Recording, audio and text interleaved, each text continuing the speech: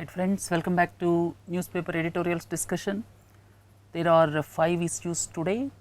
Out of 5, 2 are prominent issues and one important issue which appeared as editorial in the Economic Times with regard to Nagaland issue that I will discuss tomorrow, and these 5 issues appeared in the Hindu. And one most important aspect is, do the actions of Donald Trump as well as the developments across the world are pointing out to new global order? That is the question. Then second important aspect is, among the states in our country, convergence of per capita incomes is not taking place. That is the worrying factor, and that was covered prominently in Economic Survey. And today one article appeared written by Arvind Subramanian and others. We are going to throw some light on that. These 2 issues we are going to deliberate in detail with analysis, and remaining 3 issues just 1 or 2 minutes. The first issue is guilty until proved. That is, you see here the failure of investigating agencies. Look the irony, this serial Delhi bomb blast took place in 2005. In 2005, Delhi bomb blast took place and 67 people were killed, and after 12 years, Delhi court now acquitted 2 persons accused, and for 12 years they might have undergone lot of mental agony, and this speaks about the need to inquire into and address the process that keeps investigating agencies and prosecutors on false trials.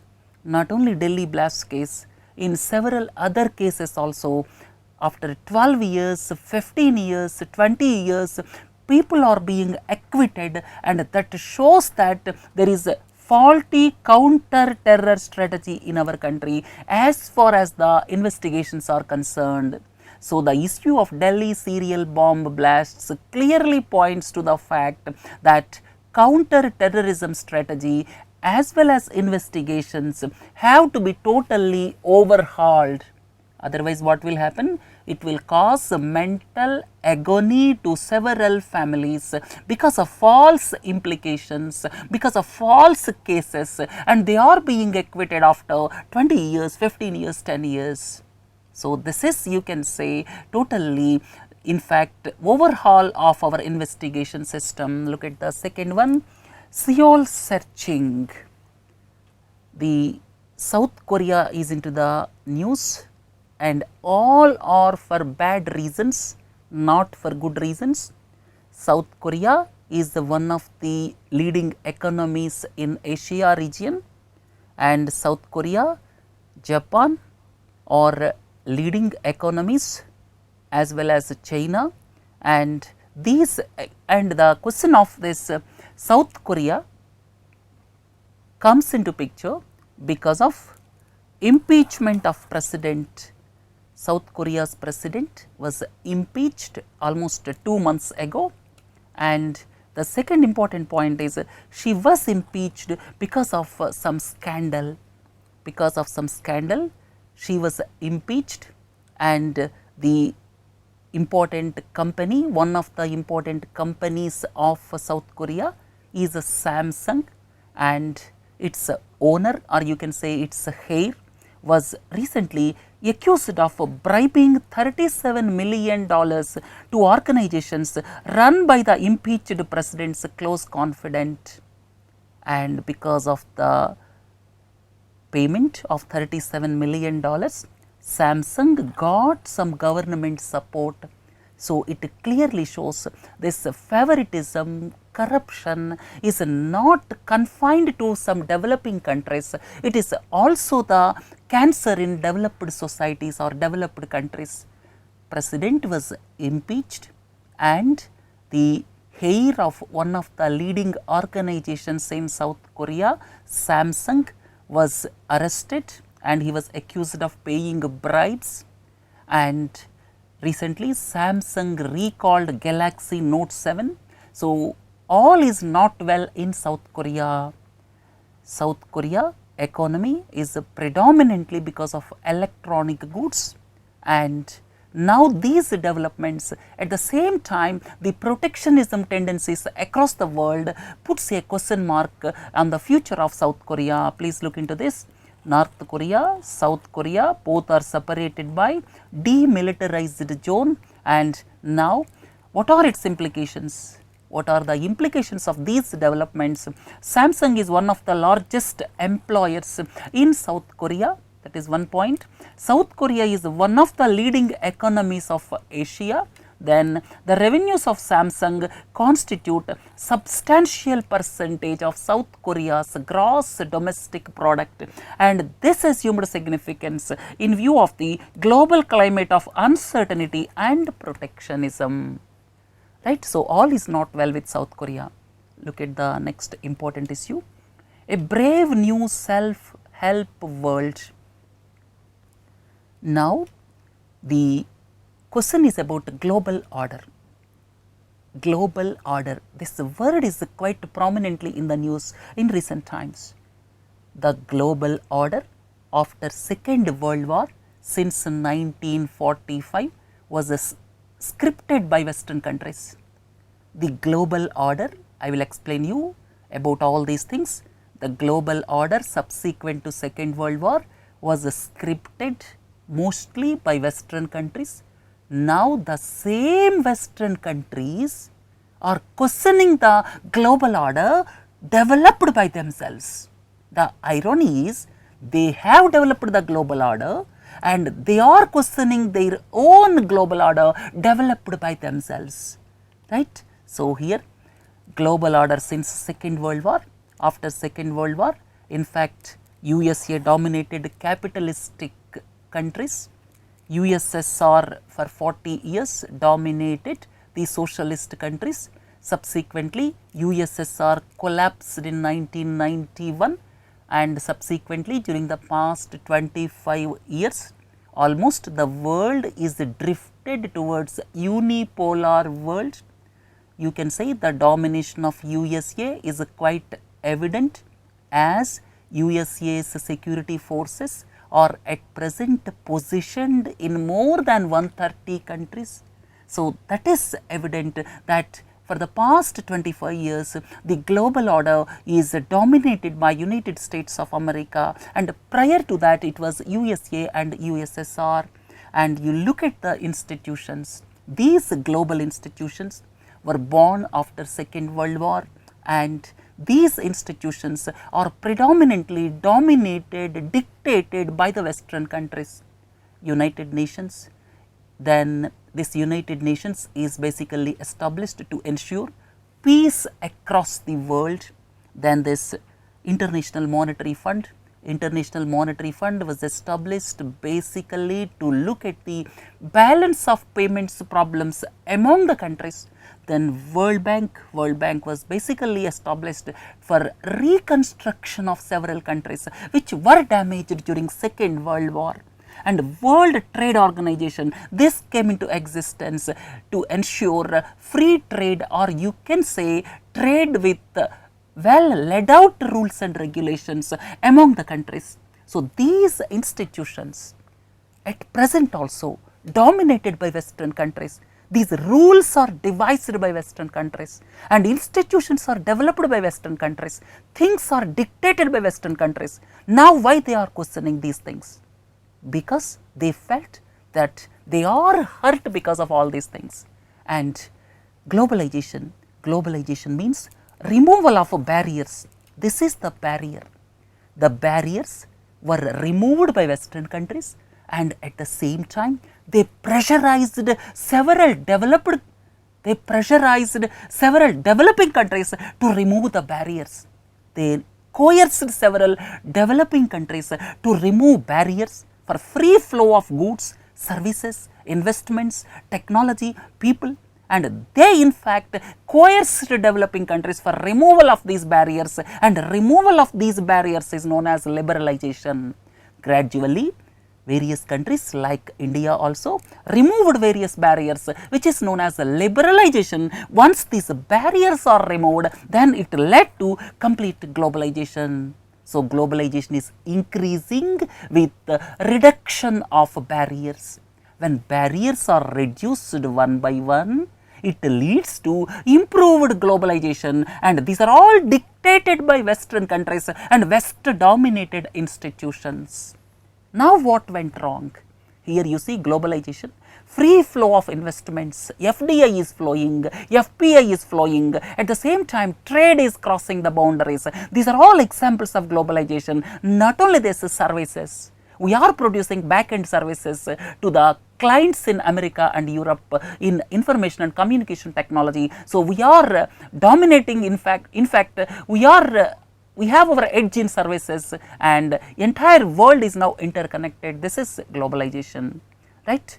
Now, the fundamental question is, what went wrong with the present global order?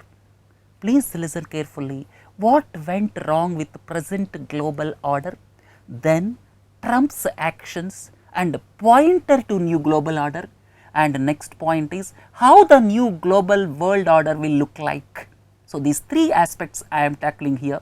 The first one is what went wrong with the present global order. The first point is several jobs are lost in recent times. No doubt, several jobs were lost. What are the reasons? One of the main reason is automation. One of the main reason is automation. Even if you look at America, the productivity increased during the past decade. In fact, the manufacturing output increased during the past 10 years by around 80%, but jobs not increased. What is the reason? The reason is automation. But this thought is not being given by Western countries. They are blaming globalization, they are blaming immigration policies for job losses. But underlying principle is this automation.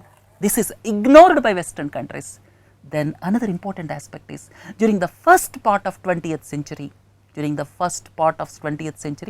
manufacturing sector in United States of America and some countries in Europe increased labor costs substantially.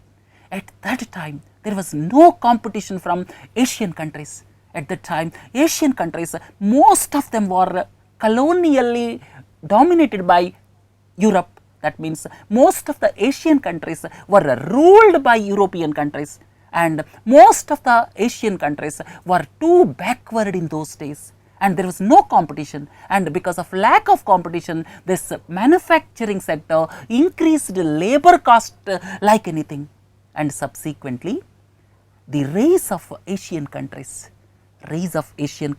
in the second half of 20th century with the labor arbitrage that caused problems to the manufacturing sector in Western countries. So, this is another important aspect. Because of their increase in labor costs, labor arbitrage, they lost, because the poor countries in those days, in fact China, then Korea, Japan, they raised it like anything in the second half of 20th century, and that gave advantage to these Asian countries. Then cheap labor from countries like China, as well as dedication and sincerity of some Asian countries like Japan, South Korea, resulted in shifting of manufacturing base to these countries because of global competitiveness. Then another important aspect is with the advent of ICT, information and communication technology, during the past 25 years, globalization has got further momentum, and English speaking countries like India got benefited. Right? So, only some regions of India got benefited because of English speaking population. So, advent of ICT resulted in this globalization of services. Then the fifth point is the perception that globalization is taking away the jobs has crept into the minds of the people strongly, and basically the people affected because of decline of manufacturing sector, because of the shift to countries like China were affected, and lot of pessimism crept into the minds of people. That is the reason why this Donald Trump's victory as well as Brexit occurred. So, here incidents of Brexit and victory of Donald Trump gave further impetus to the impression that the present global order is becoming counterproductive to the developed countries themselves.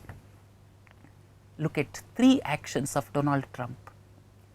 Donald Trump almost assumed power a month ago, and 3 actions are worth noting here. Withdrawal from 12 nation TPP. He ordered withdrawal from 12 nation Trans-Pacific Partnership. Please look into this picture. These 12 nations are going to be part of TPP, but now USA announced that it is pulling out of TPP, and at the same time the action of Donald Trump, further actions on this NAFTA. NAFTA means North American Free Trade Agreement. This free trade agreement is between Canada, USA and Mexico, and it is unclear, and proposed TTIP, Transatlantic Trade and Investment Partnership between USA and Europe, the future proposed agreement, that is also not clear. So, the earlier actions, or you can say the initial actions of Donald Trump, indicate that he is not in favor of multilateral trade agreements. He wants bilateral trade agreements. You should have clear understanding between bilateral and multilateral. When 3 or more countries are involved, that is multilateral. When only face to face, country to country, 2 countries are involved, that is bilateral. He is in favor of bilateral trade agreements. Then USA may look at winding down its military engagement around the world. At present, American forces, as per this article, are deployed in 138 countries. American forces are deployed in 138 countries, and the future course of action by United States of America is pointing towards withdrawal from several countries, and at the same time it puts a question mark with NATO.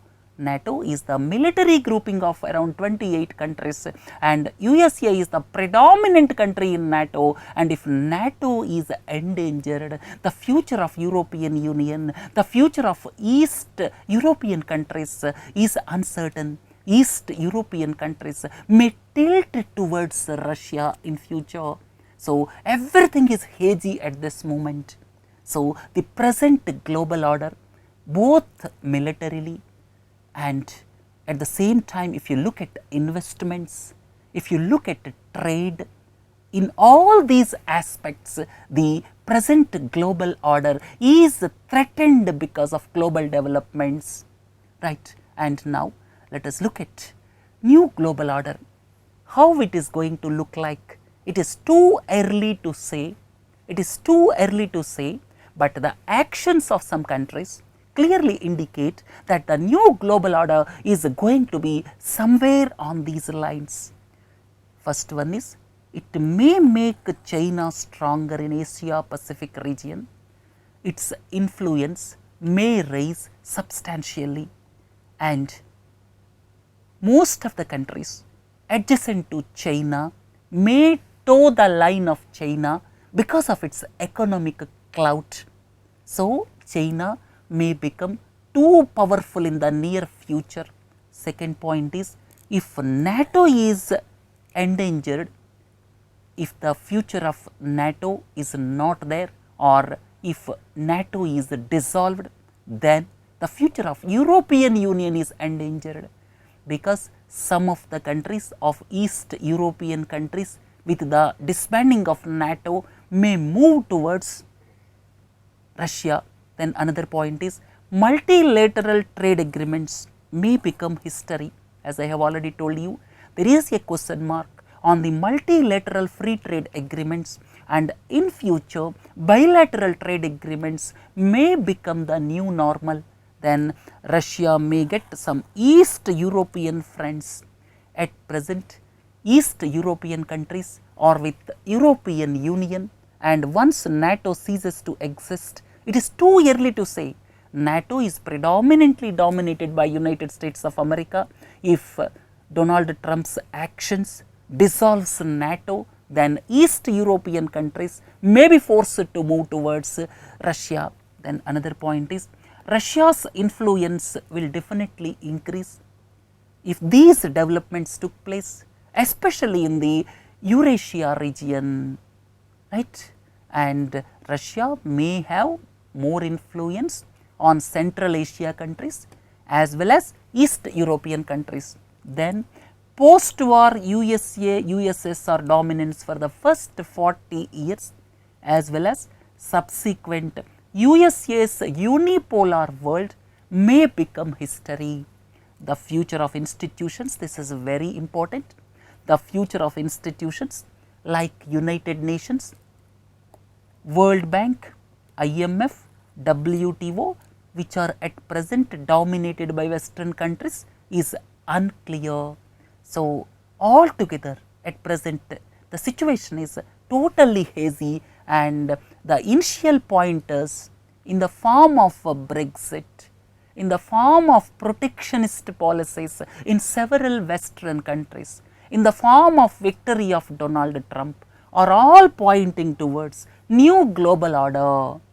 So, a question is expected on the present developments as well as how the new global order is going to look like, and to answer such type of questions, today's discussion on the new global order will be handy, right. We leave this discussion here, and after some time we will present this in much elaborative stance. Once Trump's actions are becoming much and much clearer, then we will have one capsule on the future of global order, or you can say new global order, how it's going to look like, and no one can pinpoint about the new global order, but one can say that certainly the present global order is in for change. What type of changes it will lead to, no one can say at this juncture, right. Look at the fourth article. Here this is about diverging incomes despite equalizing forces. This article is basically elaborated in economic survey. Economic survey, I am going to deliberate around 5-6 modules. I will discuss in detail about each and every chapter. In fact, this chapter is convergence conundrum, and another important chapter is there, para, universal basic income. Like that, important concepts are there in this year's economic survey. We are going to deliberate them in detail in news capsules, and for the time being I would like to explain with regard to this article. Here the basic crux of the matter in this article is, across the world during the past 25 years, across the world economic convergence is taking place. Economic convergence is taking place. But if you look various states in our country, economic convergence is not taking place, and diverging incomes is clearly evident. And here, what is the difference between convergence and divergence in economy? Convergence means when regional disparities decrease, that is convergence. When the regional disparities, that means the per capita incomes in states like Odisha and in states like Maharashtra, they decrease. When the per capita income divergence decreases, or you can say when the per capita incomes difference is reducing gradually, that is convergence. I will tell you with one example. Suppose in Maharashtra 20 years ago per capita income is 100 rupees. If it was in Odisha 40 rupees. In Maharashtra 100 rupees, Odisha per capita income 40 rupees 20 years ago. As on date, if Maharashtra's income is 200, Odisha's must be somewhere around 120 or 130. The difference in percentage terms must come down, that is convergence. But what is being happened is the same difference is being maintained, or further it is widened, that is a divergence. instead of coming the incomes, per capita incomes in both the states close to each other, they are being diverged. That means the gap is widening among the rich states and poor states. This is the irony of India. That is what this article is to say. So, here when the regional disparities decrease, then it is convergence. So, the meaning is poorer economies per capita incomes will tend to grow at faster rates than richer economies. Poorer economies per capita incomes. So, if you apply to India, poorer states per capita incomes will tend to grow at faster rates than the per capita incomes of richer states. Then only convergence will take place. Otherwise, what will happen? It will lead to divergence. But convergence is not taking place in our country. If you look at the world experience, since 1980, convergence is taking place among several countries across the world. Then several underdeveloped countries are catching up with the developed countries in per capita income, and the catch is proper governance must be there, proper civil discipline must be there, then only this can happen. Then even within the country like China also, regional disparities among various regions are converging, and availability of cheap labor and conducive environment for flow of capital are the prime reasons. And because of cheap labor, the return on capital employed will be high in underdeveloped regions. Because of cheap labor, the returns on capital will be high in underdeveloped regions. Because of all these reasons, economic convergence is taking place. But in Indian states, it is not taking place, and this is the real worry for the country, because as economic convergence is not taking place, regional disparities will increase day by day. Regional disparities are increasing day by day, and eastern part of the country is lagging behind much in comparison to western part of the country or southern part of the country. And let us analyze what are the reasons for not having convergence in India. First and the foremost is, I listed out 7 points. First and the foremost is governance issues in some states. The investments depend on the governance of the states. Governance issues in some states is one reason. Second reason is the regional pride in some states like Tamil Nadu. Regional pride. Whatever the party in power in Tamil Nadu, they take advantage from the centre's policies normally. So, Tamil Nadus, they take regional pride. That type of regional pride is not existent in some of the states of northern part of the country. And regional pride will definitely put the state ahead of the rest because of competition among various states. So, this regional pride is quite evident in states like Tamil Nadu. Then third point is, what is being happened in our country? Normally, in the labor intensive states where labor are available at a cheaper cost, normally investments are expected to flow. But in our country, see the irony, lakhs of labor from eastern part of the country like Odisha, northern part of the country like UP, Bihar, they are migrating to regions like Chennai, Mumbai, Bengaluru. Then like this, they are migrating. In fact, migration of labor taking place, lakhs of labor are being migrated from underdeveloped regions of the country to developed areas of the country. Here, instead of investments flowing into underdeveloped regions, here lakhs of labor are migrating to places like Mumbai, Delhi, Chennai, Bengaluru, Hyderabad. So, this is the irony. That is why here investments are not flowing into underdeveloped states. Next point is inbuilt entrepreneurship traits. This is one important factor when you look at Maharashtra and Gujarat. Maharashtra and Gujarat have inbuilt entrepreneurship traits, and that is the reason why these states are attracting more and more investments. Then if you look at rural resurgence, rural infrastructure is well built.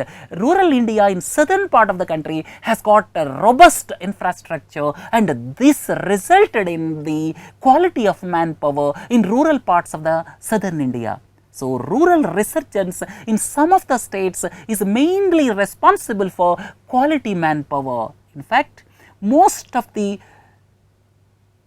IT sector employees in southern part of the country came from rural areas, not from urban areas.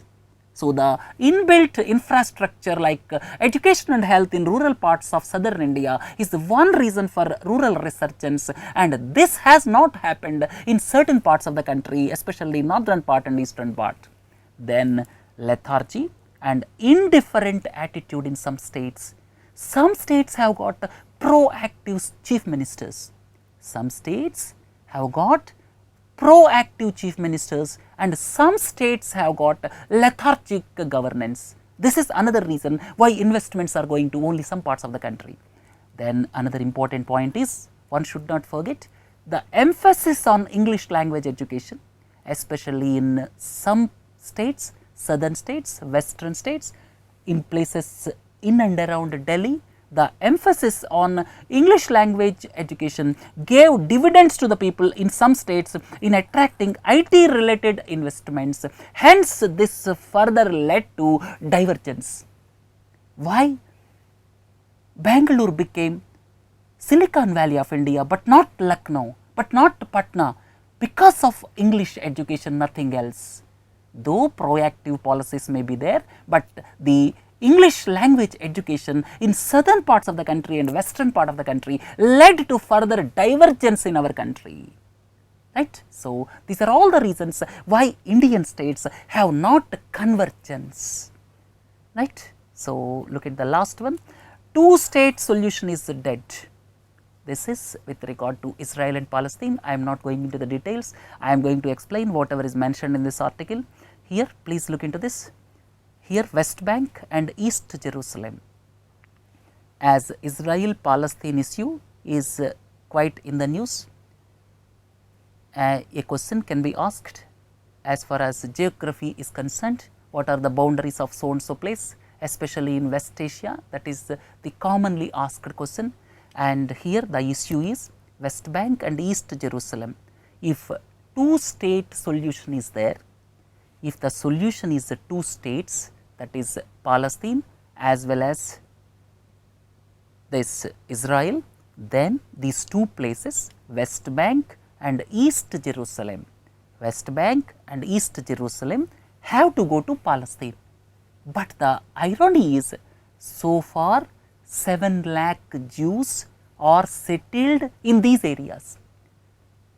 This Israel is encroaching into the lands of East Jerusalem as well as West Bank, and it is encouraging building up of settlements for Jews, and so far 7 lakh Jews are settled in West Bank and this East Jerusalem. So, this 7 lakh Jews settlement in these areas makes the things difficult for two-state solution. That is the crux of this article. So, recently Donald Trump refused to endorse a two-state solution. So, the solution lies in accepting Israel and Palestine as independent countries. East Jerusalem and West Bank will become part of Palestinian state, but at present 7 lakh Jews settled in West Bank and East Jerusalem, which is making the thing much more difficult. Now, what is the possible solution? Here two-state solution is the solution which the world wants. The world wants two-state solution, but 7 lakh people, prominently Jews, settled in these two areas of West Bank and East Jerusalem. Then the solution, that is a two-state solution, is becoming quite complex day by day. Then the second one is what Israel wants, retaining the status quo, maintaining the status quo, that is militarized Jewish state, permanently occupying the Palestinian territories, and Israel want this situation. The third one is single democratic federal state with equal rights, single democratic federal state with equal rights to Jews, Muslims, Christians and others. So, the world fraternity has to find immediate solution to the vexed issue of Palestine and Israel. Right friends, we came to the end of this editorial discussion for today, and please do join for 12 o'clock discussion. We are going to deliberate on FIPB, Foreign Investment Promotion Board, and tomorrow at 11 o'clock we will have as usual editorial discussion. Have a nice day. Thank you.